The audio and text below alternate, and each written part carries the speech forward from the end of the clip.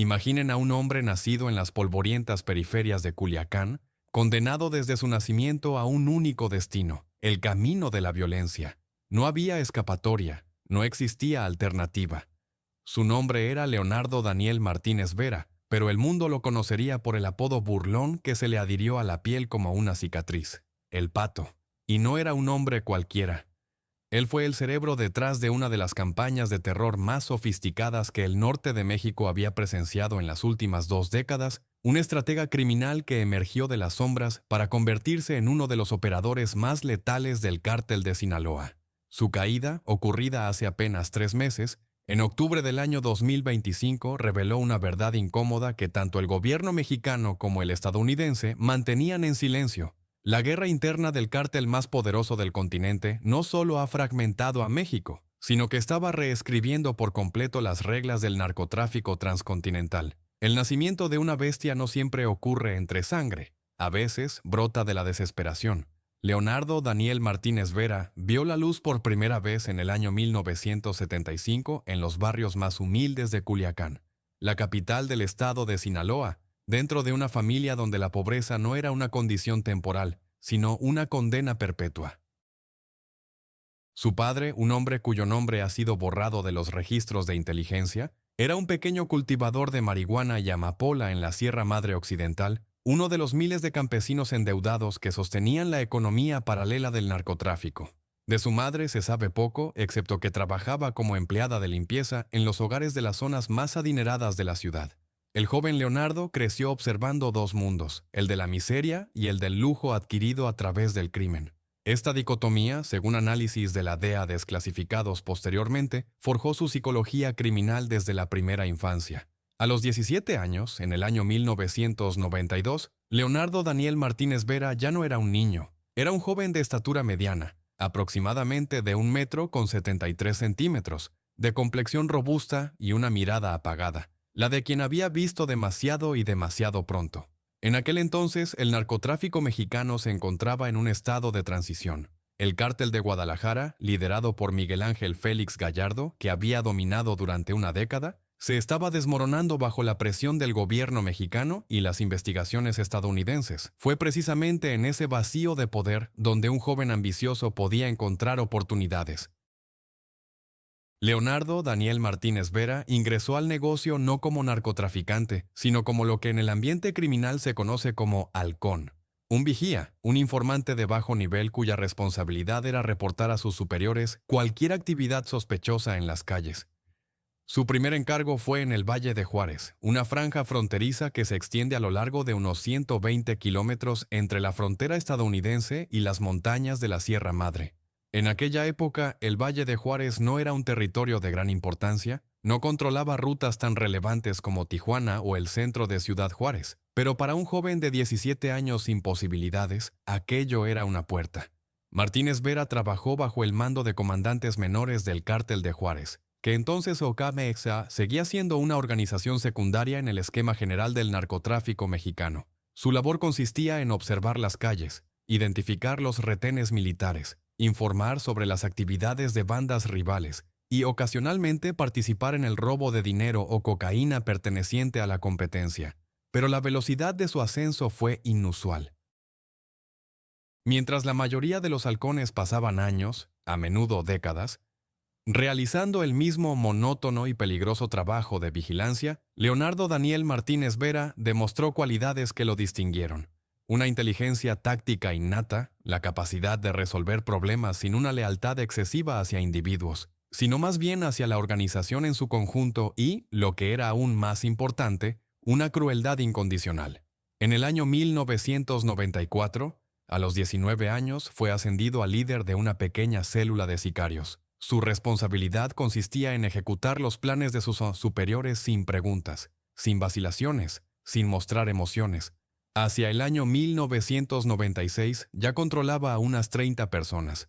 Durante estos primeros años de su carrera criminal, entre 1994 y 1998, Martínez Vera participó en operaciones documentadas por la inteligencia estadounidense, pero que en México permanecieron en la sombra. Su primer homicidio confirmado ocurrió el 23 de abril de 1995 en las afueras de Ciudad Juárez. cuando ejecutó a un narcotraficante rival que intentaba desviar una carga de cocaína del cártel. La víctima, identificada como Rodolfo El Rayo Sánchez Ríos, fue encontrada con 3 balazos en la cabeza y las manos atadas con alambre. Posteriormente, el cuerpo fue quemado para destruir las pruebas forenses. No fue un acto de pasión criminal. Fue un trabajo ordenado, ejecutado con fría profesionalidad. Lo que la mayoría de los observadores no comprendía entonces era que Martínez Vera operaba según un esquema diferente al predominante en el resto del cártel de Juárez.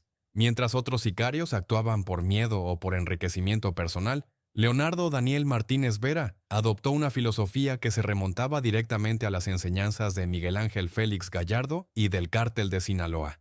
Invisibilidad, bajo perfil y organización celular. No buscaba convertirse en una leyenda, buscaba convertirse en el instrumento perfecto del crimen organizado. Este enfoque contrastaba drásticamente con el de otros operadores de su generación, que buscaban la gloria y la notoriedad en los narcocorridos y las redes sociales. Entre los años 1998 y 2000, mientras el cártel de Juárez, bajo el control de Amado Carrillo Fuentes, alcanzaba su apogeo, transportando miles de toneladas de cocaína colombiana al año a través del territorio mexicano, Leonardo Daniel Martínez Vera estaba construyendo algo más. Reclutaba una red de jóvenes operadores instruidos en la era de las telecomunicaciones, que podían coordinar las operaciones mediante tecnologías móviles en lugar de la transmisión exclusivamente oral de información.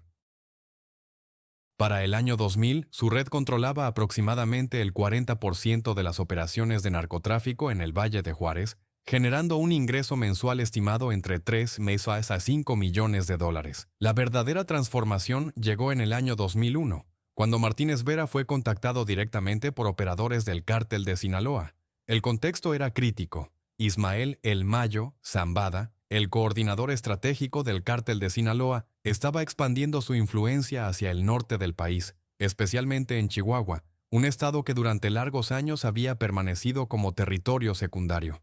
El objetivo era simple: eliminar la dependencia del cártel de Sinaloa de las rutas controladas por otras organizaciones y crear un corredor directo hacia el norte.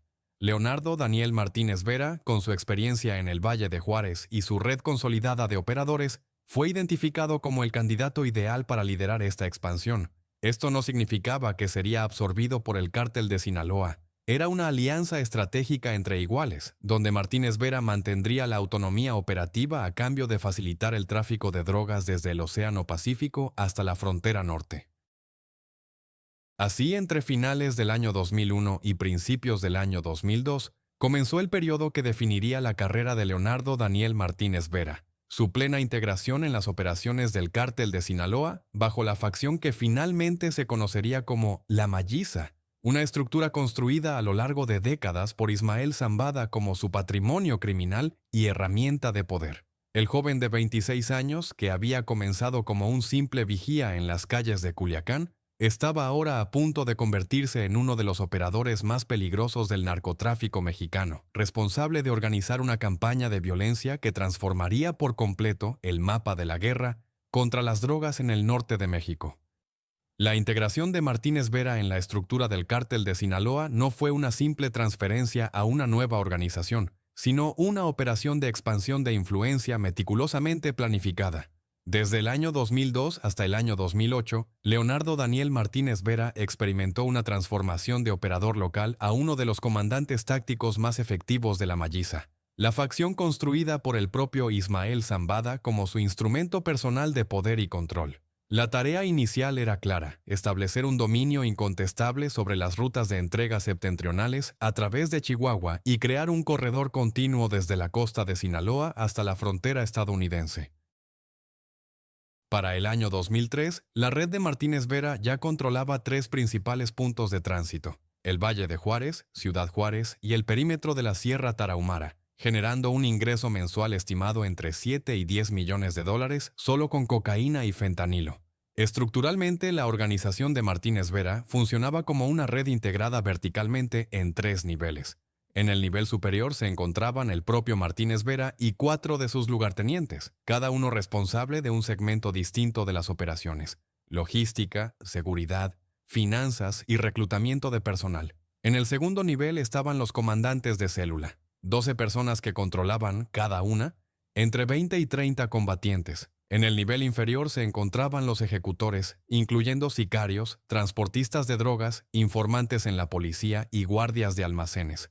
Para el año 2005, bajo su mando había aproximadamente 450 milicianos armados y unos 300 trabajadores civiles empleados en logística y operaciones financieras. El tamaño de la red crecía cada año a medida que se consolidaba. Pero lo que distinguía a Martínez Vera de otros comandantes de Sinaloa era su enfoque metódico para establecer vínculos con la élite política y policial de Chihuahua. Durante los años 2003 a 2005 distribuyó más de 18 millones de dólares en sobornos entre militares, policías federales, jueces y asesores gubernamentales. Esta suma estaba estructurada para crear una red inquebrantable de dependencias. Los oficiales subalternos recibían entre $5,000 y $15,000 mensuales, mientras que coroneles y generales percibían cientos de miles en anticipos y pagos trimestrales. Este sistema funcionaba con una precisión asombrosa. Las operaciones de control se acordaban con antelación. Los aviones militares de reconocimiento transmitían información sobre la posición de las tropas gubernamentales, e incluso los puntos de control fronterizos estaban comprometidos. Simultáneamente, en el periodo entre los años 2003 y 2006, Martínez Vera forjó una alianza con la familia Cabrera Saravia, uno de los imperios criminales más poderosos de Sinaloa. Los Cabrera Saravia, que controlaban vastos territorios en Durango, Chihuahua y Sonora, representaban una adquisición estratégica. Controlaban las tierras agrícolas en la Sierra Madre Occidental, donde se cultivaba aproximadamente el 40% de la producción nacional de opio y el 25% de la producción de marihuana. Para Martínez Vera, esto significaba suministros garantizados de drogas preprocesadas que requerían un mínimo de refinamiento antes de ser enviadas a través de la frontera. Para los Cabrera Saravia, esto significaba el acceso a las rutas de transporte probadas de Sinaloa y la protección contra cárteles rivales. La unión se formalizó en el año 2004 durante una serie de reuniones en las zonas montañosas de Durango. El jefe de la familia Cabrera en ese momento era José Luis Cabrera Saravia, conocido con los apodos de El 03 o El 300, un hombre que durante largos años había trabajado como mano derecha de su hermano mayor Felipe Cabrera Saravia, conocido como El Inge. El Inge fue arrestado en el año 2011, pero en el momento de las reuniones con Martínez Vera aún dirigía las operaciones desde una posición oculta. El acuerdo estipulaba lo siguiente: Martínez Vera aceptaba entregas semanales de heroína de alta pureza, cocaína y pasta de opio por un volumen de 200 a 300 kilogramos a la semana. Los Cabrera Saravia recibían pagos anticipados de 2 o 3 millones de dólares mensuales y el uso total de las rutas de transporte de Martínez para sus propios envíos hacia ciudades estadounidenses. Además, Martínez Vera asumía la responsabilidad de proteger los intereses de los Cabrera Saravia en los estados del norte de las incursiones de otros cárteles. La confirmación del alcance de esta alianza fue dada por el número de envíos documentados.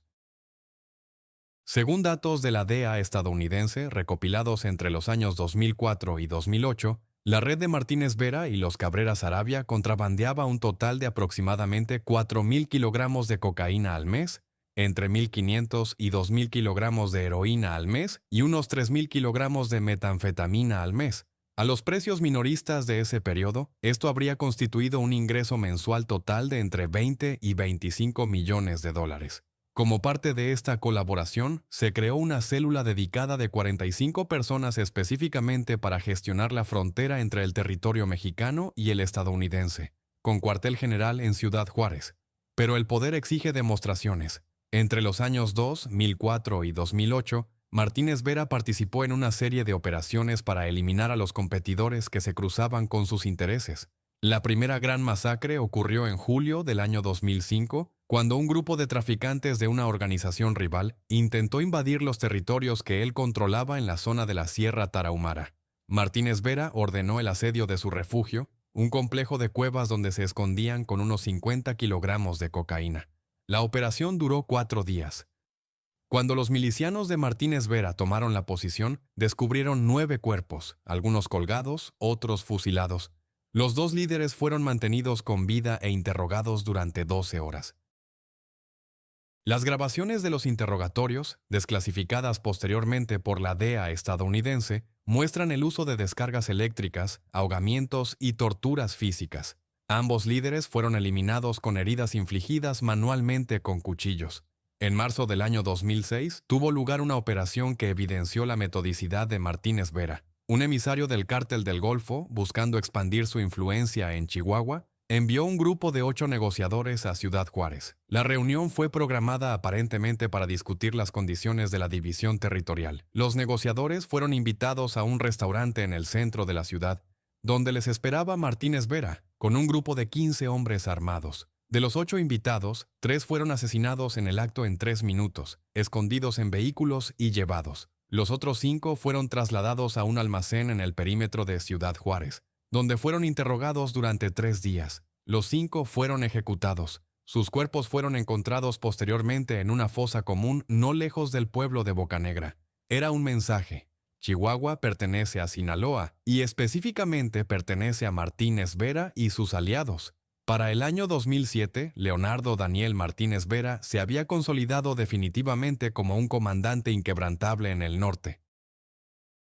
Su territorio se extendía a través de 3 estados. Sus activos financieros incluían 3 docenas de propiedades inmobiliarias en la ciudad y el campo. Sus fuerzas de combate superaban los 500 hombres bien armados y sus conexiones políticas llegaban hasta el nivel de la oficina del gobernador. La Malliza ya no era solo una estructura dentro del cártel de Sinaloa, se había convertido, gracias a Martínez Vera y su alianza con los Cabrera Saravia, en una de las facciones más rentables y poderosas dentro de la organización. Ismael Zambada tenía un negocio en el que podía confiar, una estructura que funcionaba de forma independiente, generaba enormes ganancias y no requería su presencia constante para el éxito de las operaciones. Para el año 2008, los ingresos de Martínez Vera eran estimados por la inteligencia estadounidense en $450 millones al año, lo que lo convertía en uno de los 15 operadores criminales más ricos de México. Sin embargo, ningún periodo de dominio en el mundo criminal perdura para siempre sin desafíos. Ya en el año 2008 comenzaron a gestarse las premisas para las crisis que acecharían a Martínez Vera y su organización durante la década siguiente. Los presentimientos de Martínez Vera resultaron ser acertados. En el año 2008 comenzó dentro del cártel de Sinaloa una rápida fragmentación que cambió radicalmente el equilibrio de poder y creó nuevas contradicciones entre las facciones. Tras la detención de Arturo Beltrán Leiva en diciembre del año 2009, su organización se escindió, creando un vacío de poder en las regiones del norte. Además, desde el año 2009 hasta el año 2011, en Ciudad Juárez se desató una de las guerras por el territorio más sangrientas en la historia del narcotráfico, con un registro mensual de entre 200 y 300 homicidios. La Malliza, liderada por Martínez Vera como comandante operativo, entró en conflicto abierto con la organización rival del Cártel de Juárez y sus aliados. Entre julio y octubre del año 2009, solo en Ciudad Juárez se registraron 1,986 homicidios, de los cuales aproximadamente 500 fueron resultado directo de las operaciones de Martínez Vera y sus milicianos. Solo en agosto del año 2009, que fue posteriormente denominado Agosto de Sangre, se cometieron 338 homicidios, estableciendo un récord de mortalidad diaria en la ciudad. La metodología de Martínez Vera en este periodo sufrió una evolución radical. Si antes se había adherido a una estrategia de mínima visibilidad y operaciones quirúrgicas precisas, ahora pasó a demostraciones de fuerza abiertas. Entre los años 2009 y 2012, su grupo coordinó operaciones en las que participaron simultáneamente entre 100 y 150 milicianos armados con fusiles automáticos, lanzagranadas y medios antitanque. Las masacres no se limitaban a los competidores criminales. Aumentó el número de desapariciones de civiles que se encontraban casualmente en los territorios controlados. Las bases de datos de la DEA estadounidense sobre desapariciones en Ciudad Juárez en el periodo 2009 a 2013 indican aproximadamente 9,000 desapariciones, de las cuales unas 2,000 fueron directamente atribuidas a las operaciones de Martínez Vera, basándose en el análisis de las narcomantas, mensajes dejados cerca de los cuerpos de las víctimas. Una de las operaciones más documentadas de Martínez Vera tuvo lugar el 29 de marzo del año 2010 en Ciudad Juárez. Un grupo de traficantes de una organización rival se escondía en el restaurante El Paso, en el centro de la ciudad. Martínez Vera ordenó llevar a cabo una operación de captura. 45 milicianos, llegando en 9 vehículos, rodearon el edificio en 2 minutos. En el enfrentamiento, que duró 11 minutos, murieron 9 defensores y 12 civiles. De los 8 líderes del grupo rival, 7 fueron capturados con vida y llevados a un almacén secreto, donde fueron interrogados durante 4 días. Los 7 fueron ejecutados con un disparo en la nuca. Un líder, José Luis Martínez, sin relación familiar, fue mantenido con vida y liberado con el propósito explícito de transmitir el mensaje del poder absoluto de Martínez Vera en la región.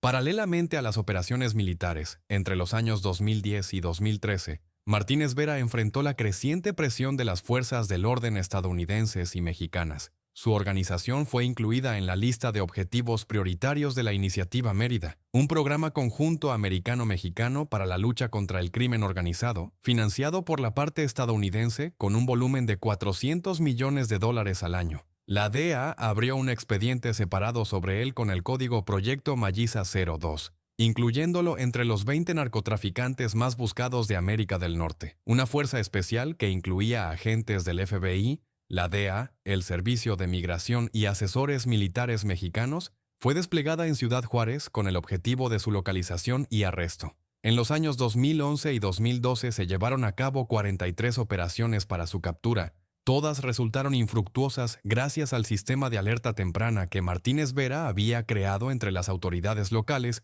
y las fuerzas del orden. Para el año 2013, la intensidad del conflicto en Ciudad Juárez comenzó a disminuir no gracias a los éxitos de las fuerzas del orden, sino a la casi total destrucción física de los grupos rivales. El Cártel de Juárez, que alguna vez controló el territorio, fue prácticamente desmantelado. Sus líderes fueron asesinados o arrestados.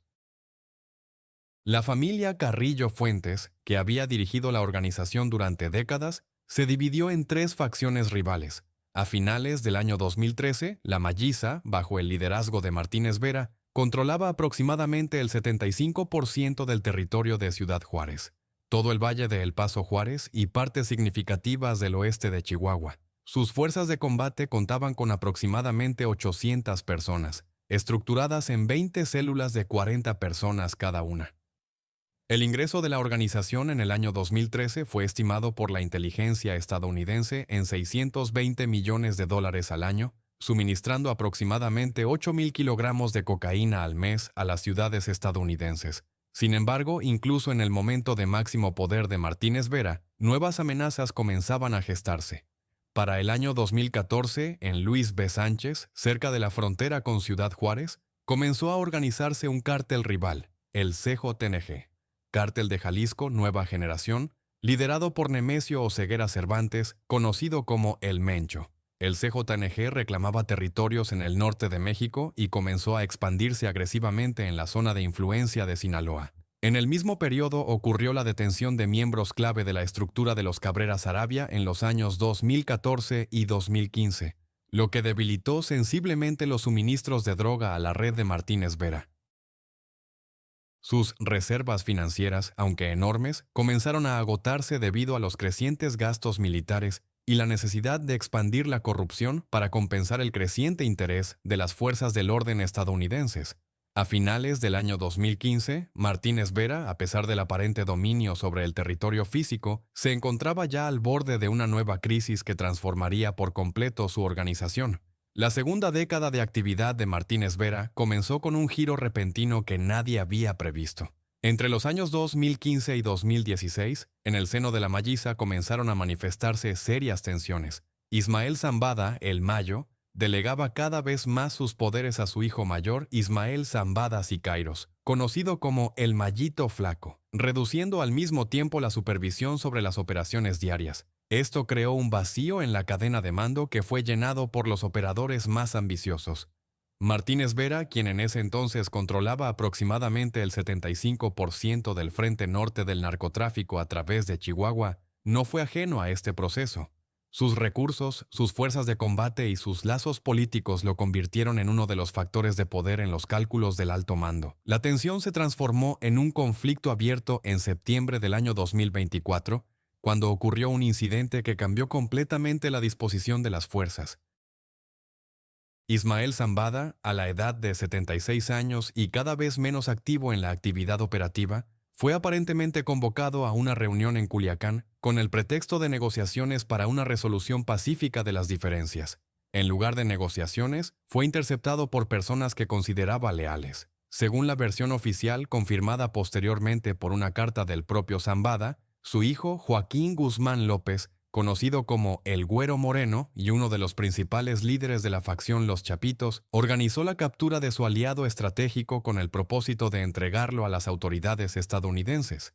Esta traición, ocurrida el 25 de julio del año 2024, marcó el inicio de la guerra interna más sangrienta en la historia del cártel de Sinaloa. Tras la captura de Zambada y su entrega a los Estados Unidos de América, el 19 de octubre del año 2024, la Malliza movilizó sus fuerzas de combate bajo el mando de su hijo Ismael Zambada Sicairos.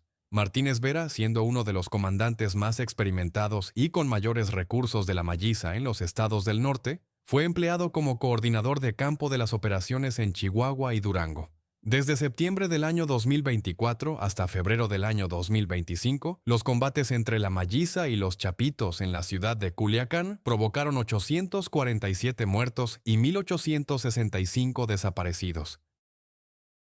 En Chihuahua, donde Martínez Vera tenía la mayoría de las células de control, la situación fue menos sangrienta, pero estratégicamente más tensa. Su tarea consistía en mantener los territorios e impedir la penetración de los Chapitos en el corredor norte.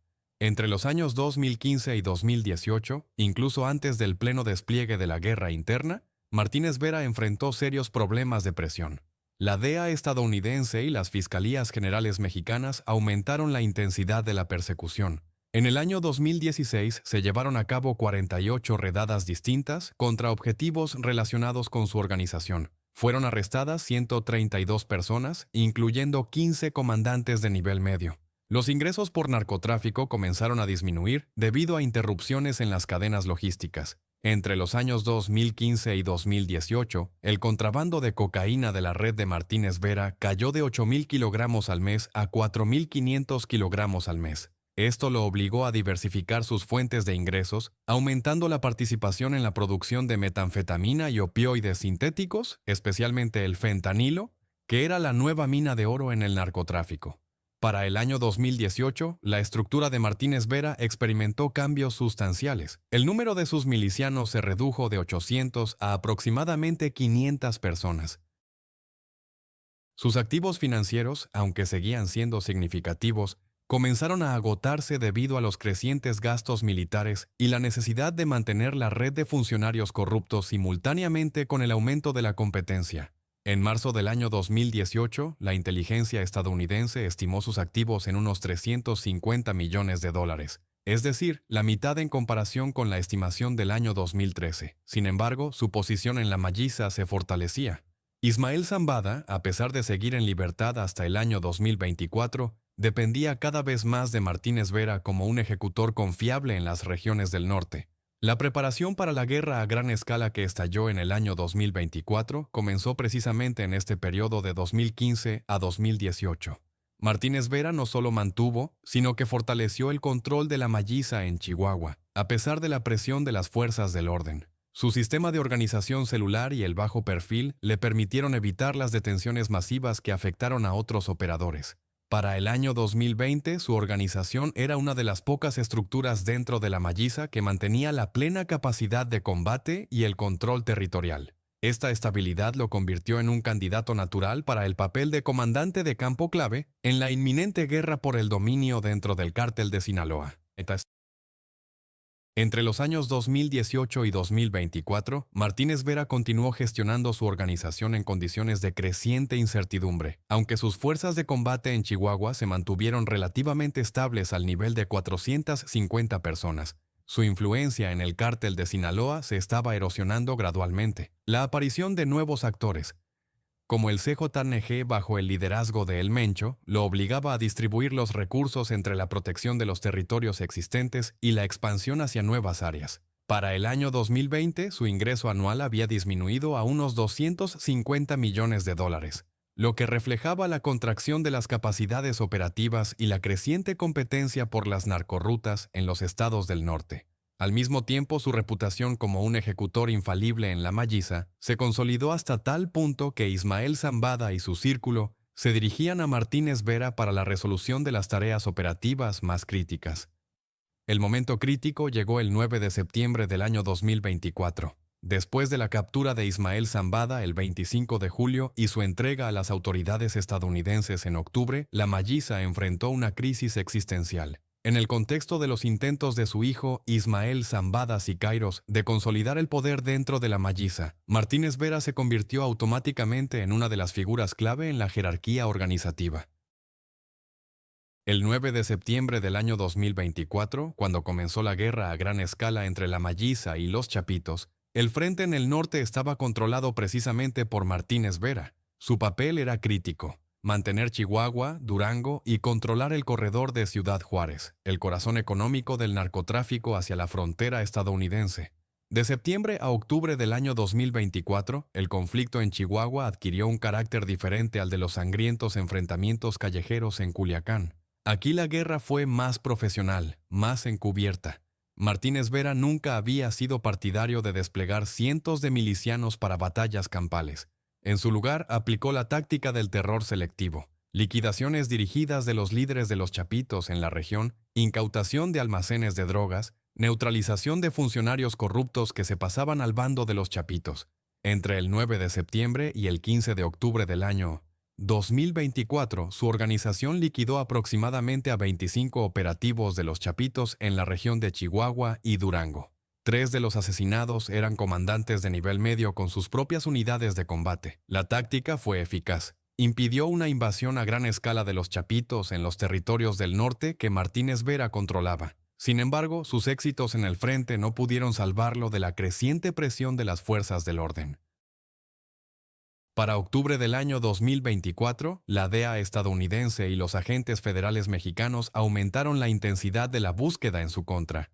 Según las declaraciones oficiales del ministro de Seguridad Omar García Harfuch, Martínez Vera había sido identificado como uno de los principales generadores de violencia en las regiones del norte. Su organización estaba directamente vinculada a al menos 43 homicidios confirmados en Chihuahua, incluyendo los asesinatos de 3 comandantes de la policía municipal, 2 periodistas locales y varios testigos que potencialmente podrían haber testificado en su contra. El sistema de organización celular, que durante tanto tiempo había protegido a Martínez Vera de la captura, ahora se convirtió en su vulnerabilidad. La red expandida requería más contactos, más reuniones, más oportunidades de intercepción. El 15 de octubre del año 2025, exactamente 11 días después del inicio de la guerra por el control del cártel de Sinaloa, Martínez Vera fue arrestado en Ciudad Juárez. Según los informes oficiales, fue detenido sin que se disparara un solo tiro, mientras salía de una habitación de hotel en el centro de la ciudad. La operación, coordinada por las fuerzas federales y estatales con el apoyo de la inteligencia estadounidense, fue resultado de semanas de vigilancia electrónica, intercepción de comunicaciones y vigilancia física.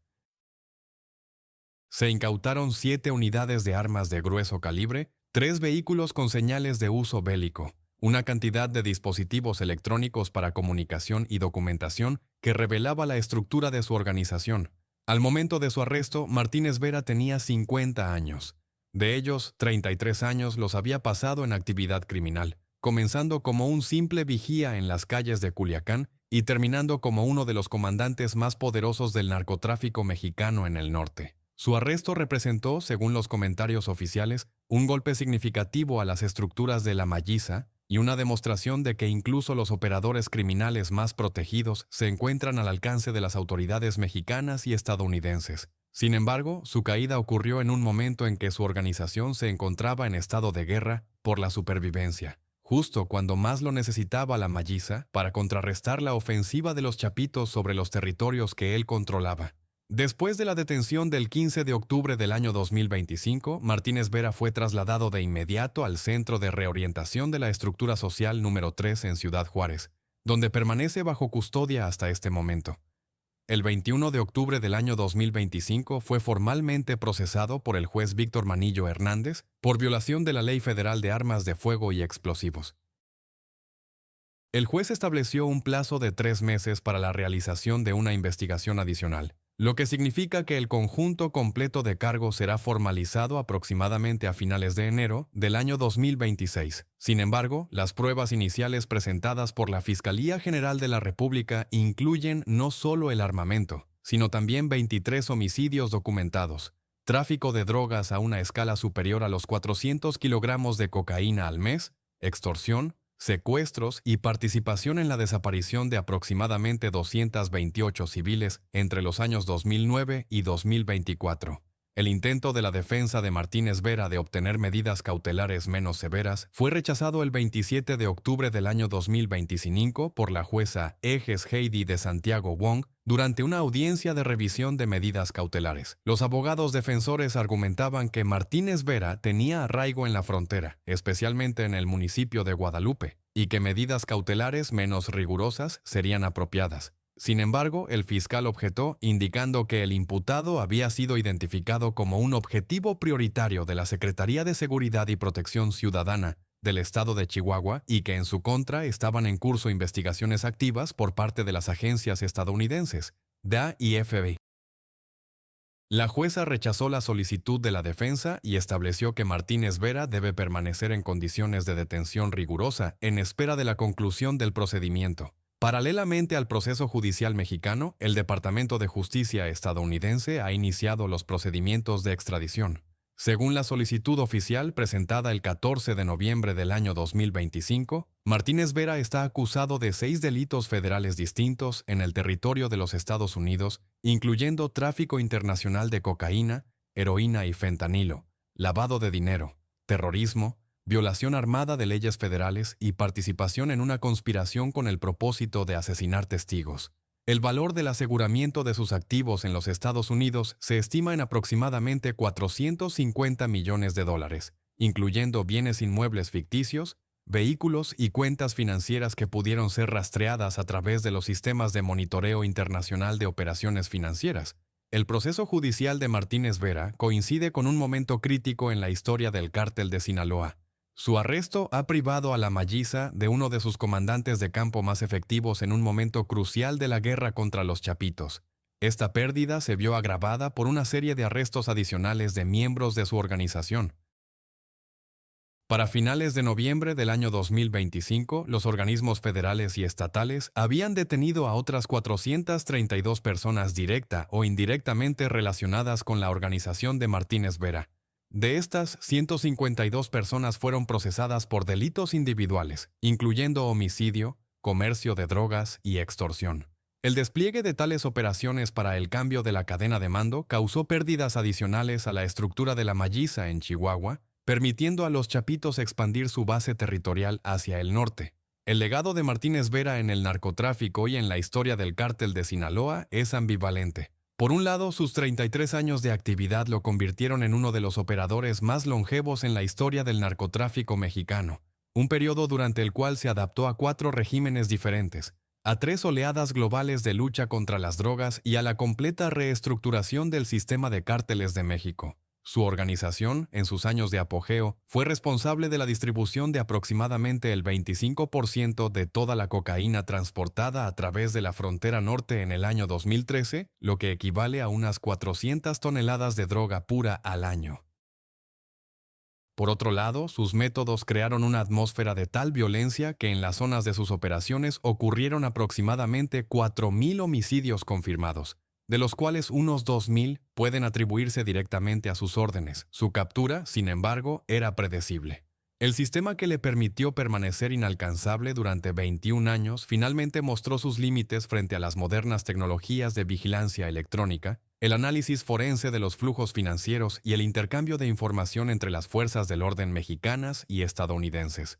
Un vistazo fugaz a su carrera muestra la evolución del mundo criminal, de la organización jerárquica tradicional a las estructuras en red, que eran más resistentes, pero también requerían más puntos de comunicación y, por consiguiente, más vulnerabilidades. Martínez Vera fue el último representante de un tipo de líder criminal que podía operar durante décadas con un riesgo relativamente bajo de captura. Sus sucesores, si aparecen, enfrentarán un panorama completamente diferente, donde la invisibilidad ya no es posible y cada operación es registrada, rastreada y analizada.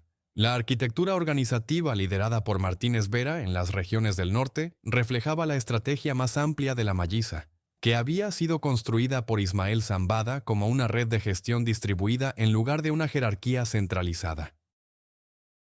A diferencia de los chapitos, que se basaban en figuras de alto perfil y narrativas heroicas, la estructura de Martínez Vera estaba diseñada bajo los principios de mínima visibilidad y autonomía funcional. En sus territorios en Chihuahua, Durango y la parte occidental de Sinaloa, había organizado 20 células de combate individuales, cada una compuesta numéricamente por entre 35 y 55 personas, independientes entre sí en cuanto a la interacción operativa, pero unidas por un sistema común de mando y financiación. Cada célula tenía un comandante de nivel medio encargado, responsable exclusivamente ante Martínez Vera. Este sistema fue diseñado con el objetivo de impedir la transmisión de información entre las células. Si una célula era comprometida o su comandante capturado, esto no se extendía al resto de la estructura. La arquitectura financiera de la organización funcionaba a través de un sistema de 2 niveles de recaudación y distribución de ingresos. En el primer nivel, cada célula de combate era responsable de recolectar los pagos de los traficantes locales de drogas, extorsionar a las personas que controlaban el transporte de drogas y llevar a cabo operaciones para la incautación de drogas de los competidores. Estos ingresos confluían en las tesorerías regionales, gestionadas por 3 coordinadores financieros que respondían directamente a Martínez Vera. En el segundo nivel, los coordinadores financieros distribuían los fondos para los gastos operativos de cada célula, para los pagos a los miembros de la organización, para los sobornos a los funcionarios y para la reserva destinada a inversiones en la expansión de las operaciones. Según estimaciones de la inteligencia estadounidense, en el periodo de máximo desarrollo de la estructura, entre los años 2013 y 2015, el volumen de negocios mensual de todas las operaciones de Martínez Vera era de aproximadamente 25 millones de dólares. De esta suma, aproximadamente el 40% se destinaba a gastos operativos, el 25% a pagos a miembros de la organización y guardias, el 20% a sobornos a funcionarios y el 15% a reservas e inversiones. Las operaciones logísticas de Martínez Vera eran gestionadas por una oficina central de logística, compuesta por 12 operadores de alto nivel, responsables de diferentes segmentos de la cadena de suministro. Un coordinador era responsable de la compra y gestión de drogas en los lugares de producción en Sinaloa y Durango. Otro coordinaba el almacenamiento de drogas en los 427 laboratorios y almacenes identificados, ubicados en todos los territorios controlados. Un tercero gestionaba el transporte de drogas desde los lugares de almacenamiento hasta los puntos de transferencia en la frontera. Un cuarto gestionaba las operaciones de distribución de drogas en las ciudades estadounidenses a través de contactos en los estados fronterizos y en el mercado interno de los Estados Unidos de América. Según datos de la DEA, entre los años 2015 y 2020, la estructura de Martínez Vera era responsable de la distribución de aproximadamente el 15 o 20% de toda la droga que ingresaba a los Estados Unidos a través de la frontera de Texas, lo que equivale a unas 500 a 700 toneladas de droga al año, incluyendo cocaína, heroína, metanfetamina y fentanilo. En la era de la prevalencia del fentanilo, a partir del año 2015, Martínez Vera adaptó su organización a las nuevas realidades del narcotráfico. Estableció vínculos con productores asiáticos de precursores químicos, especialmente con empresas en China y la India, que suministraban la materia prima para la síntesis del fentanilo. Estos materiales eran entregados en el puerto de Lázaro Cárdenas en Michoacán, controlado por aliados de la Malliza, desde donde eran distribuidos a los laboratorios de Martínez Vera en Sinaloa y Chihuahua. Para el año 2020, su organización producía aproximadamente 400 kilogramos de fentanilo puro mensualmente, lo que, en términos de producto callejero diluido, constituía unos 5,000 kilogramos de producto terminado al mes.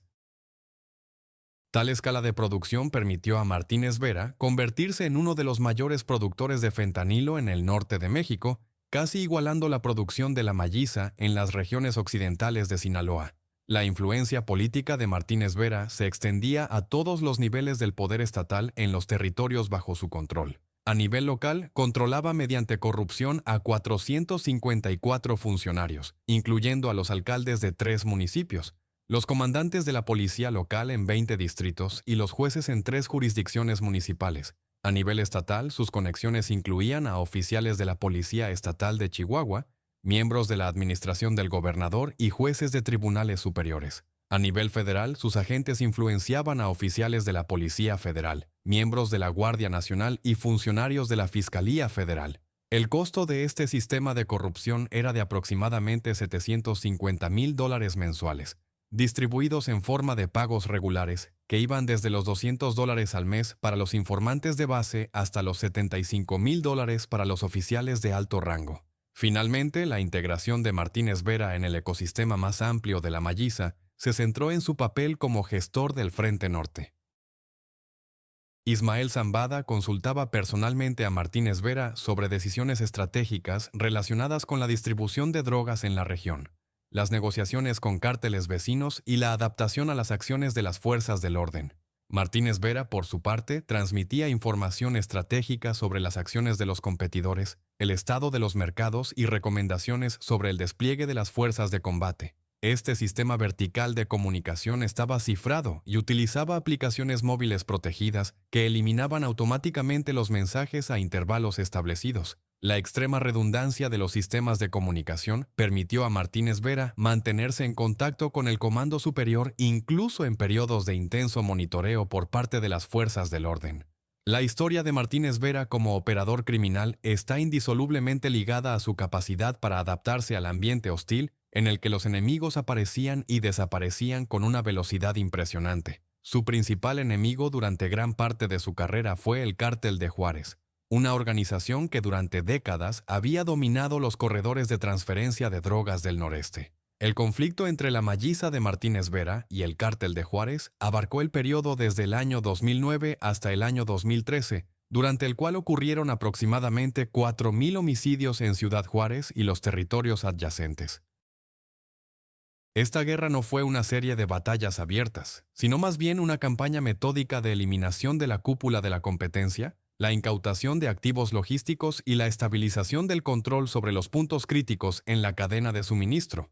Para el año 2013, el Cártel de Juárez estaba prácticamente desmantelado como estructura organizada y Martínez Vera emergió de este conflicto como el amo indiscutible del Corredor Norte. Sin embargo, a partir del año 2014, Martínez Vera enfrentó a un nuevo adversario, el Cártel Jalisco Nueva Generación, JNG, liderado por Nemesio Oseguera Cervantes, conocido como El Mencho. El CTG, surgido en las regiones occidentales de México, comenzó a expandirse agresivamente hacia el norte, buscando capturar los corredores de transferencia de drogas más lucrativos y establecer vínculos con distribuidores estadounidenses. Los primeros enfrentamientos entre la estructura de Martínez Vera y las unidades del CJNG ocurrieron en el año 2015 en el municipio de Sierra Tarahumara, en Chihuahua. Martínez Vera, utilizando su ventaja en el conocimiento del terreno y las conexiones de corrupción establecidas, logró contener la expansión del CJNG y obligarlo a concentrar sus esfuerzos en otras direcciones. Sin embargo, el conflicto con el CJNG tenía un carácter completamente diferente al de la guerra con el Cártel de Juárez. El CJNG estaba significativamente mejor organizado, mejor financiado y tenía un sistema de logística más desarrollado. Entre los años 2015 y 2020 ocurrieron aproximadamente 400 pequeños enfrentamientos entre las fuerzas de Martínez Vera y las células del CJNG en las regiones del norte y centro de Sinaloa y Chihuahua. El tercer factor importante en la vida de Martínez Vera fue la creciente competencia dentro del propio cártel de Sinaloa. A medida que la generación de los viejos líderes salía de escena, ya sea por muerte o por arresto, una nueva generación de comandantes ambiciosos, liderada por los hijos de El Chapo, los Chapitos, comenzó a reescribir las reglas del juego. Los Chapitos, especialmente Iván Archibaldo Guzmán Salazar y sus hermanos, encarnaban un tipo de liderazgo criminal completamente diferente, más abierto, más violento y menos subordinado a las estructuras tradicionales de la Malliza. Desde el año 2016 hasta el año 2020, Martínez Vera se vio obligado a equilibrar el mantenimiento de la autonomía de su organización del norte con la evitación del conflicto abierto con los Chapitos, quienes controlaban recursos significativos y apoyo dentro del cártel de Sinaloa. Este periodo estuvo marcado por un número creciente de conflictos no oficiales, cuando unidades de los Chapitos y la Malliza se enfrentaban en los lugares de producción de drogas, en los puntos de transferencia y en las zonas urbanas.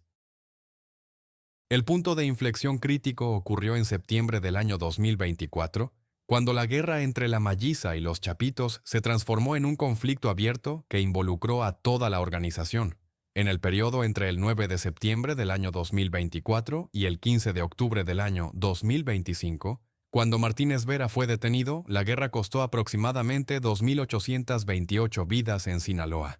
En Chihuahua, donde Martínez Vera tenía el control directo, los combates fueron menos intensos que en Culiacán, pero estratégicamente más significativos. Su organización liquidó a unos 245 milicianos de los Chapitos en la región, incautó 15 grandes almacenes de drogas controlados por los Chapitos y neutralizó a unos 75 funcionarios corruptos que intentaron cambiar su lealtad al bando de los Chapitos. Sin embargo, la continuidad del conflicto estaba agotando rápidamente los recursos de Martínez Vera y su estructura. Durante la guerra cobró especial importancia su interacción con otras facciones dentro de la Malliza. Su organización recibió apoyo de unidades controladas en Durango y en la parte occidental de Sinaloa, pero este apoyo era impredecible y a menudo llegaba tarde. Más problemático era el tema de sus relaciones con socios externos. El CJNG, que teóricamente era un enemigo, en varios casos mostró una neutralidad pasiva, no interviniendo en los conflictos entre la Malliza y los Chapitos, evidentemente con la esperanza de que ambos cárteles se debilitaran mutuamente en este proceso. Por otro lado, a finales del año 2024 aparecieron discrepancias en la información sobre una posible alianza entre los Chapitos y el CJNG contra la Malliza. Si esta alianza se hubiera confirmado, podría haber significado que Martínez Vera estaba rodeado por fuerzas hostiles no solo desde dentro, sino también desde fuera, lo que reducía sus posibilidades de supervivencia como operador independiente. Este contexto de múltiples frentes y alianzas en rápido cambio definió los últimos meses de libertad de Martínez Vera. Su arresto en octubre del año 2025 ocurrió en un momento de máxima vulnerabilidad, cuando estaba distraído por la conducción de una guerra por la supervivencia de la Malliza, cuando sus recursos estaban agotados y su sistema de defensa contra las fuerzas del orden estaba debilitado por la necesidad de moverse constantemente y esconderse debido a la amenaza de los Chapitos. La metodología de violencia aplicada por Martínez Vera y su organización reflejaba la evolución del terror criminal en el norte de México. A diferencia de periodos anteriores, cuando la violencia servía exclusivamente a los fines de eliminación de adversarios y resolución de conflictos, la violencia bajo Martínez Vera adquirió la función de control social. Sus métodos estaban calculados para 3 audiencias de referencia: los grupos rivales, los funcionarios corruptos que debían ser mantenidos bajo sumisión y la población civil de los territorios controlados. Según documentos de la DEA desclasificados en el año 2023, la organización de Martínez Vera practicaba anualmente entre 300 y 400 casos de desaparición de personas en los territorios controlados. Estas desapariciones, en la mayoría de los casos, eran el resultado de secuestros selectivos, interrogatorios, torturas y homicidios. El proceso solía durar de 1 a 4 días en locales subterráneos o almacenes aislados controlados por la organización. El sistema de tortura, documentado en testimonios oculares y pruebas objetivas, incluía métodos estandarizados. El interrogatorio primario se llevaba a cabo sin violencia física, con el objetivo de obtener información sobre posibles vínculos, contactos y activos financieros. Si la información primaria se consideraba insuficiente o si el interrogado manifestaba resistencia, se aplicaba la tortura física. Los métodos estándar incluían descargas eléctricas, aplicación de objetos incandescentes en el cuerpo, torturas con agua mediante ahogamientos repetidos, suspensión por periodos prolongados y golpes con tubos de goma y bastones, que minimizaban los daños visibles permitiendo a la víctima permanecer consciente por más tiempo. Los peritajes forenses realizados en los cuerpos de las víctimas encontradas indican el uso de estos métodos en aproximadamente el 75% de los casos de homicidio vinculados a la organización de Martínez Vera. Métodos particularmente crueles estaban reservados para miembros de alto rango de organizaciones rivales o para personas que Martínez Vera consideraba una amenaza a su propia autoridad. Estas ejecuciones, que a veces se llevaban a cabo frente a pequeñas audiencias de testigos, incluían el desmembramiento, el estrangulamiento lento y el desangrado gradual. En al menos 6 casos documentados entre los años 2010 y 2018, los cadáveres de las víctimas fueron dejados en lugares públicos con narcomantas adjuntas, mensajes escritos que explicaban la razón de la muerte y servían como advertencia para otros enemigos potenciales. Una de las narcomantas más conocidas, encontrada en febrero del año 2015 en el cuerpo de un comandante de nivel medio de una organización rival en Ciudad Juárez, decía: "Este es el fin para quien no respeta los límites de Martínez Vera. El próximo serás tú". El mensaje estaba firmado La Malliza El Pato e incluía un distintivo de sello que era utilizado por la organización para la identificación de sus propias ejecuciones. El sistema de secuestro de personas era más mecanizado que el sistema de ejecuciones. Los individuos objetivo, generalmente jóvenes de entre 15 y 35 años provenientes de barrios desfavorecidos, eran secuestrados tanto para el reclutamiento en la organización como para ser utilizados como medio de presión sobre los miembros de sus familias o para obtener información sobre los competidores. Según el código de la organización, la persona secuestrada recibía inicialmente un trato positivo. Se le daba comida, se le hablaba con relativa cortesía, lo que servía al proceso de persuasión para la colaboración. Si la persuasión no funcionaba en las primeras 48 horas, seguían las torturas y amenazas. Si después de 72 horas de torturas la resistencia continuaba, la víctima solía ser considerada una pérdida y se procedía a la ejecución. Sin embargo, la táctica más eficaz de control social era psicológica, no física. Martínez Vera invirtió recursos significativos en la creación de una atmósfera de miedo que superaba la amenaza física.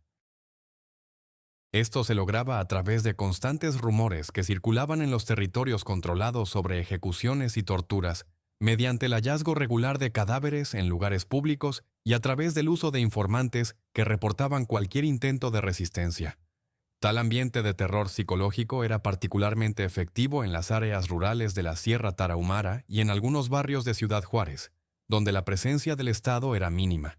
En estos territorios, pocos se atrevían a resistir a la organización, incluso si ello significaba colaborar en el narcotráfico. Para finales del año 2020, la metodología de violencia de Martínez Vera y su organización había alcanzado un nivel de integración tan profundo en el tejido social de los territorios controlados que funcionaba casi automáticamente, requiriendo significativamente menos participación personal del comandante. Una nueva generación de milicianos, que habían sido reclutados desde la infancia y educados en una atmósfera de violencia, no necesitaba órdenes explícitas para llevar a cabo operaciones de intimidación. Actuaban conforme a los códigos culturales que Martínez Vera había establecido a lo largo de 2 décadas. Esta cultura de la violencia, según la opinión de criminólogos mexicanos, no fue un resultado menos importante para Martínez Vera en el mantenimiento del control sobre los territorios que sus recursos financieros o la potencia militar de su organización. La historia de Leonardo Daniel Martínez Vera representa uno de los ejemplos más exhaustivos y documentados de cómo el talento individual para la organización, la crueldad incondicional y el pensamiento estratégico pueden permitir a un hombre controlar territorios del tamaño de un estado europeo, distribuir cientos de toneladas de drogas al año y crear su propia estructura estatal paralela. En 33 años de actividad criminal, desde el año 1992 hasta el año 2025, Martínez Vera evolucionó de simple vigía callejero, que ganaba cientos de dólares al mes, a uno de los 15 operadores criminales más influyentes de América del Norte, con activos estimados en 450 millones de dólares. Esta carrera abarcó 4 regímenes políticos diferentes en México, 3 oleadas globales de lucha contra las drogas iniciadas por acuerdos internacionales y la completa transformación del narcotráfico de la cocaína a los opioides sintéticos. La escala de su actividad criminal no tiene precedentes en los documentos de acceso abierto. Su organización fue directa o indirectamente responsable de la distribución de aproximadamente 4.000 toneladas de cocaína, 2.000 toneladas de heroína, 7.000 toneladas de metanfetamina y 800 toneladas de fentanilo en las ciudades estadounidenses en el periodo comprendido entre el año 2002 y el año 2025.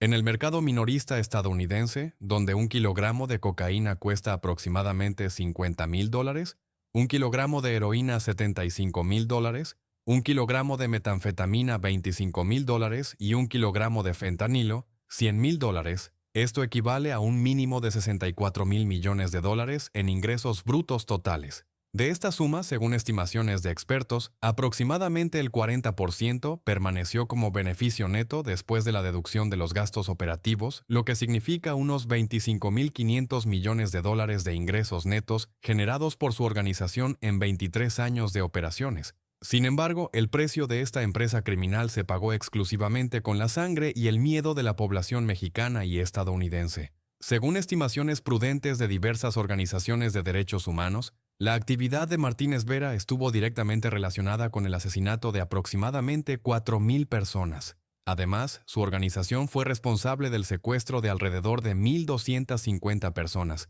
de unos 350 casos de violencia sexual en los territorios controlados y de la traumatización psicológica de aproximadamente 100.000 ciudadanos que viven en un estado de miedo constante. En las ciudades estadounidenses, su organización fue responsable de unas 15.000 muertes por sobredosis de fentanilo entre los años 2015 y 2025, lo que lo convierte indirectamente en responsable de una de las oleadas de mortalidad más rápidas en la historia de la sociedad estadounidense. Su arresto el 15 de octubre del año 2025 simbolizó el fin de una era.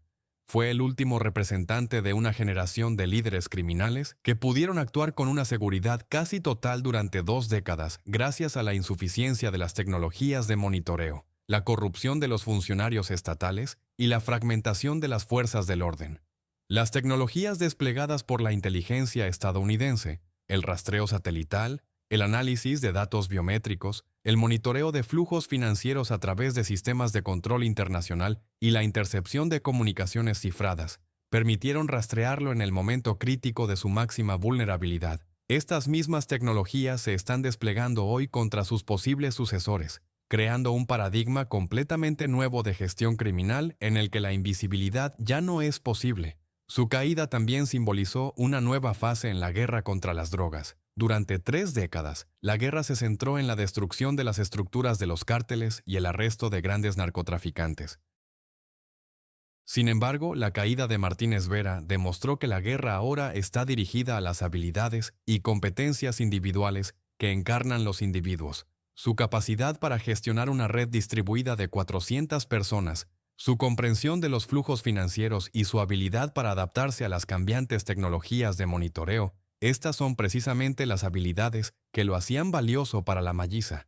Su arresto significó para la Malliza la pérdida no solo de un comandante entre muchos, sino de uno de los pocos operadores restantes que poseían una profunda comprensión de la logística de toda la cadena de suministro, desde México hasta las calles de Estados Unidos. El futuro de su facción. La Malliza sigue siendo incierto. De octubre a diciembre del año 2025, varias unidades de la Malliza comenzaron a fragmentarse, con algunos equipos menores rompiendo lazos con la estructura principal y tratando de establecer alianzas independientes con otros cárteles. Su sucesor en las regiones del norte aún no ha sido nombrado formalmente y varios comandantes ambiciosos de nivel medio en Chihuahua y Durango compiten por el control. Si uno de ellos tiene éxito, enfrentará un entorno completamente diferente al que operaba Martínez Vera, un mundo en el que cada movimiento es registrado, cada comunicación es interceptada y donde los métodos anteriores de ocultamiento ya no funcionan. Pero el análisis más profundo de la caída de Martínez Vera indica un cambio más fundamental en la naturaleza misma del narcotráfico. Su reinado en las regiones del norte se construyó sobre el modelo clásico de los cárteles: control del territorio, control de la producción, control de las rutas. Sin embargo, este legado es cada vez menos relevante. La aparición de los opioides sintéticos significa que la producción puede descentralizarse en miles de laboratorios individuales, en lugar de centralizarse en unas pocas grandes plantas. La aparición de las criptomonedas significa que los flujos financieros pueden ocultarse de maneras que los métodos tradicionales de rastreo no pueden detectar. La aparición de la Dark Web significa que la distribución puede ocurrir sin el control físico de los territorios. Martínez Vera era un maestro del viejo juego, pero este viejo juego está convirtiéndose lentamente en historia. Su huella en la historia del mundo criminal no es solo un registro de delitos, es una documentación de cómo el sistema, el Estado, las fuerzas del orden, las organizaciones internacionales, aprende a adaptarse y a luchar contra el crimen organizado. Su arresto demostró que incluso los imperios criminales más protegidos y mejor organizados tienen límites en su eficacia. Su metodología de control social a través del terror puede funcionar en ciertos contextos, pero no puede proteger de un Estado tecnológicamente avanzado.